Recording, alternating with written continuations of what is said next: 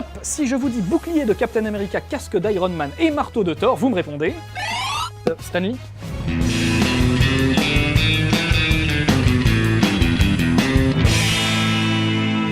Spider-Man, Iron Man, Thor, Hulk, Wolverine, les Gardiens de la Galaxie, le point commun entre tous ces héros mythiques, c'est lui, Stan Lee, célébrissime éditeur et scénariste de comics, qui est un petit peu à Marvel ce que George Lucas est à Star Wars ou ce que Walt est à Disney.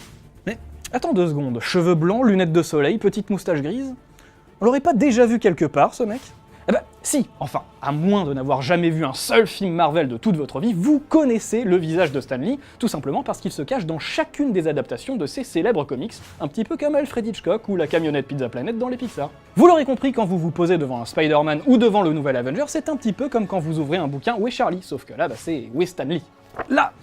Et si tous les caméos de Monsieur Marvel cachaient en fait un rôle secret, et si, comme le suggère la théorie du jour, Stan Lee incarnait en fait un seul et même personnage. Bon, si on récapitule en citant ses apparitions les plus marquantes de 1989 à 2018, Stan Lee a participé au procès de l'incroyable Hulk, il a vu un sénateur disparu débarquer sur la plage dans X-Men, il a sauvé une petite fille d'une explosion dans Spider-Man, puis une dame d'un bloc de marbre dans Spider-Man 2, il s'est lui-même fait sauver par Matt Murdock dans Daredevil, il a livré un colis à Monsieur Fantastique, il a découvert les pouvoirs de Jean Grey dans X-Men l'affrontement et ça lui a fait tout bizarre, il a redonné confiance à Peter Parker dans Spider-Man 3, il s'est fait refouler du mariage de Monsieur Fantastique et de la femme invisible, par contre il était bien sur la liste de la soirée organisée par Tony Stark dans Iron Man. Il a bu une gorgée de sang de l'incroyable Hulk, il a bousillé son pick-up sur le marteau de Thor, il a assisté sans le savoir à un combat entre Spider-Man et le lézard, il n'a pas réussi à empêcher Captain America de voler son propre costume, il a pratiqué la drague extraterrestre sur Xandar dans Les Gardiens de la Galaxie, il s'est retrouvé bourré par une boisson asgardienne dans Avengers 2, il a joué les barman dans Ant-Man, les DJ dans Deadpool et les livreurs FedEx dans Civil War.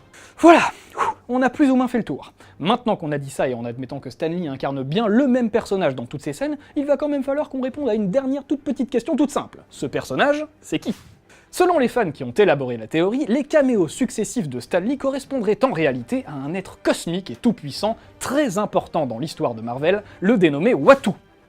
Non, pas Watto, Uatu, alias le gardien, enfin! Bon, là, honnêtement, c'est assez pointu quand même. Même pour ceux qui ont vu tous les films du MCU, c'est de la bonne grosse référence de geek. Du coup, si vous n'êtes pas Dr. S. Marvel, vous pourriez en toute légitimité vous poser une deuxième petite question toute simple. Uatu, c'est qui? Uatu the Watcher ou Uatu le gardien, c'est lui. Un être immortel, extraterrestre et appartenant à une espèce supérieure capable de modifier la matière comme il l'entend. Son but initial, et celui de tous les gardiens, c'était de mettre sa toute-puissance et son inépuisable connaissance au service des espèces moins développées. Ils ont donc décidé d'offrir leur savoir et leurs avancées technologiques à une civilisation inférieure vivant sur une autre planète, sauf que ça a super mal tourné. Après une petite guerre nucléaire, les gardiens ont décidé que ben non, il valait mieux pas intervenir dans les affaires des autres peuples, mais se contenter d'observer leur histoire sans y prendre part, et Uatu, ben c'est la Terre qu'il doit surveiller.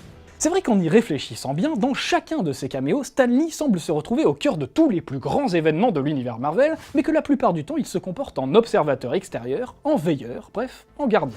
Mais le caméo de Stan Lee qui confirme vraiment la théorie, c'est sans aucun doute celui des Gardiens de la Galaxie 2 sorti en début d'année 2017. Pendant que Rocket, Groot et Yondu voyagent à toute vitesse à travers le cosmos, ils croisent sans y faire attention un petit groupe de personnages qui discutent sur un astéroïde.